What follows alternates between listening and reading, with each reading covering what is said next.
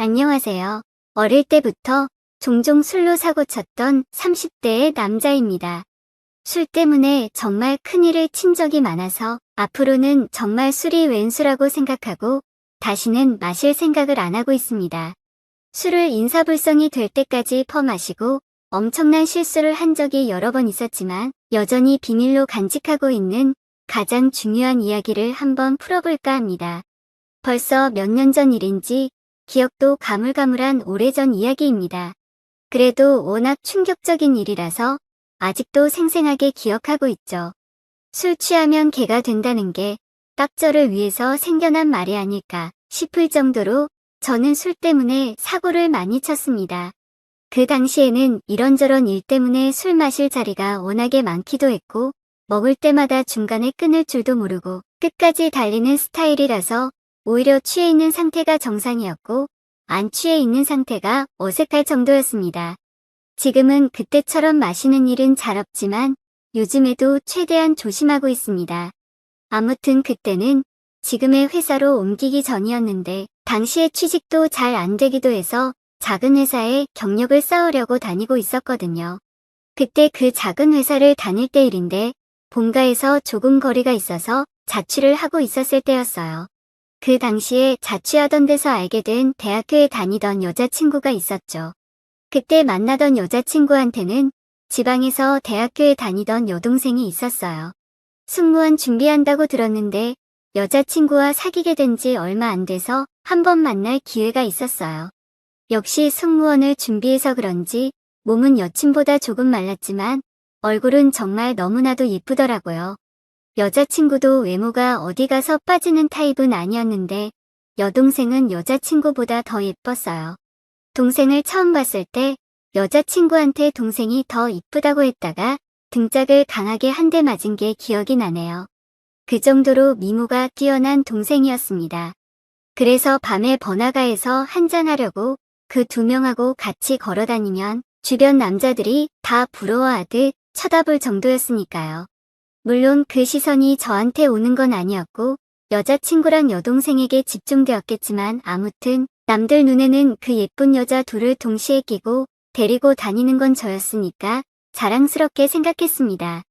그 당시에 저는 방 2개의 거실이 딸린 때 큰 자취방에서 살고 있었죠.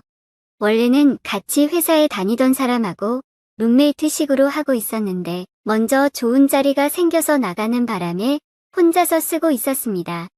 여자친구도 근처에서 대학교를 다니느라 자취를 하고 있었는데 저는 사실 돈도 아낄 겸해서 그냥 동거 형식으로 같이 살자고 몇 번을 말했는데 4번 거절을 당했습니다.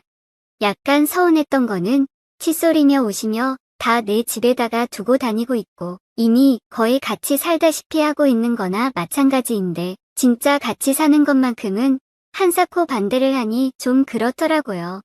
그래도 제가 강요할 수 있는 부분이 아니었으니까 이해할 수 있었어요. 자기 개인만의 시간을 중요하게 생각했던 사람이라서 자기만의 공간이 꼭 있어야 한다는 말을 하더군요. 벌써부터 결혼 생활을 하는 것만 같은 기분을 느끼고 싶지 않다는 말도 충분히 이해가 됐습니다. 아직은 어리니까 자기만의 시간을 더 즐기고 싶다는 의미로 받아들였죠. 그 당시에는 여자들 옷을 파는 인터넷 쇼핑몰 창업하는 게 살짝 유행하던 시절이었는데 여자친구와 여자친구 동생이 방학 동안 한번 해보고 싶다고 해서 동생이 지방에서 올라왔어요. 여동생이 오다 보니까 여자친구 입장에서도 챙겨줄 수밖에 없었고 어쨌든 사업하자고 불러왔는데 저 만나러 다닐 때 혼자 내 팽개칠 수도 없는 노릇이라 그랬는지 자꾸 데이트하는데 여동생을 데리고 오더라고요. 너무 이뻐서 그런가 바라보고 있는 것만으로도 기분이 좋아져서 뭐 그렇게 기분이 나쁘진 않았습니다. 셋이서 놀러 다니는 것도 나름대로 재미있어서 그렇게 몇 번 같이 놀러 다니고 하다 보니 여동생하고도 굉장히 친해졌어요. 둘이 하는 사업이 잘 되는지 아닌지는 사실 크게 관심이 없었지만 그래도 여자친구라고 무슨 착용샷 찍으러 다니는 데는 죄다 따라다니면서 촬영기사 노릇도 하고 짐꾼도 하고 피곤한 나날의 연속이었습니다. 아무튼 그렇게 지내고 있었는데 여자친구가 동생이랑 하루만 재워주면 안 되냐고 연락이 오더라고요. 왜 그러냐고 물었더니 자취방에 바퀴벌레가 드글드글해서 해충 전문가를 불렀는데 이 약이 독한 약이라서 오늘은 집에서 자지 말고 밖에서 자라고 했다더군요. 그렇게 아리따운 두 자매가 제 자취방에 들어오게 되었습니다. 저는 영광이라고 생각해서 미리 샤워도 깔끔하게 하고 집도 깨끗하게 청소했습니다. 그날 저녁 출출해져서 야식으로 족발이며 치킨이며 이것저것 시키다 보니 술 파티가 벌어지고 말았어요. 술을 워낙에 좋아하던 저였기에 냉장고는 술 창고나 다름없었고 야식에 술이 빠질 수는 없잖아요. 여자친구야 뭐 거의 같이 살다시피 하는 사이나 다름없었으니까 같이 자는 방에 여자친구 잠옷이며 옷이 잔뜩 있어서 여자친구는 평소에 두고 다니는 편한 옷을 입고 여동생은 여자친구가 잘 때 입는 나시티랑 무슨 남자 트렁크처럼 생긴 짧은 반바지 같은 걸 입고 있었어요. 여자친구는 조금 육덕진 스타일이라 느씬한 여동생이 여자친구 옷을 입고 있으면 조금 사이즈가 큰 느낌이 확 티가 납니다. 냉장고에서 술 꺼내올 때마다 말라서 그런가 여자친구의 옷이 그렇게 헐렁한 사이즈는 아니었는데 숙일 때마다 슬쩍슬쩍 보이는 여동생의 조그만 실루엣을 보면서 침을 꿀꺽꿀꺽 삼키곤 했어요. 제가 술을 좋아해서 그런가 여자친구도 주량이 어느 정도 되는데 여동생은 그렇지 않더라고요. 그렇게 한 2시간쯤 마시다가 여동생은 술에 취했는지 얼굴이 빨갛게 돼서는 정말 예쁘더군요. 저렇게 예쁜 미모에 잘 취하기까지 하다니 정말 여러모로 좋은 여자였습니다. 그러고는 먼저 자러 간다고 방으로 들어가더군요. 잘 자라고 보내주고 저는 여자친구랑 술을 계속 부어라 마셔라 하면서 즐거운 시간을 보냈습니다. 그렇게 몇 시간을 더 마셨는지는 모르겠는데 정신을 차리니까 제가 소파에서 자고 있더라고요. 자다가 밤 공기가 너무 추워서 잠에서 깼어요. 그래서 어둠 속에서 손을 더듬으면서 방으로 들어가 침대 안으로 들어갔습니다. 여자친구가 이미 누워서 자고 있더라고요.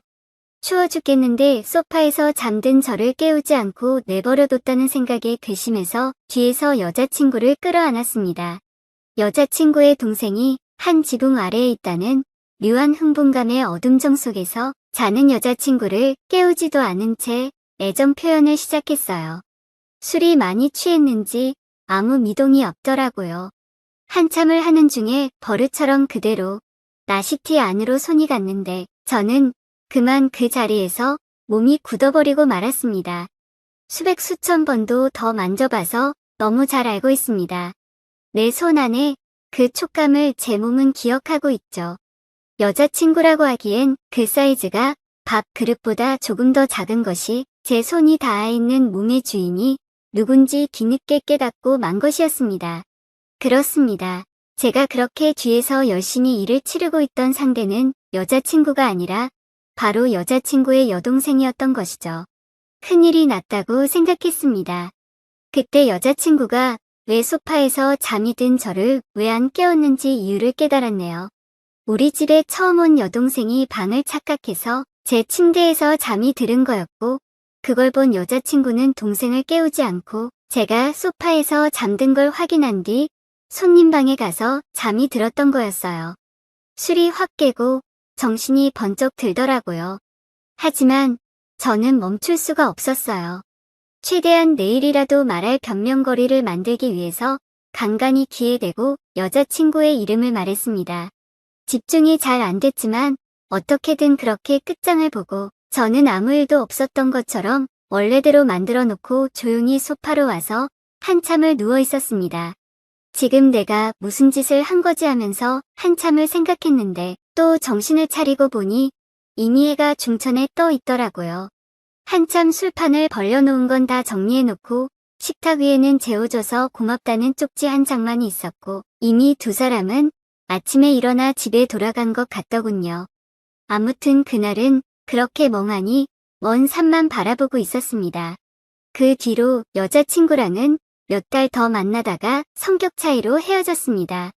여동생은 그때 그 일을 기억하고 있는 걸까요? 모든 사실을 알고 언니를 위해 비닐로 지켜준 것일까요? 진실은 저 너머에 있겠네요. 헤어진 뒤로는 그 어떤 소식도 들을 수가 없어서 잘 지내고 있는지 알 수도 없지만 가끔씩 그날의 일을 추억하고는 합니다. 지금도 승무원을 보거나 승무원을 준비하는 사람을 볼 때마다 그 동생이 생각납니다.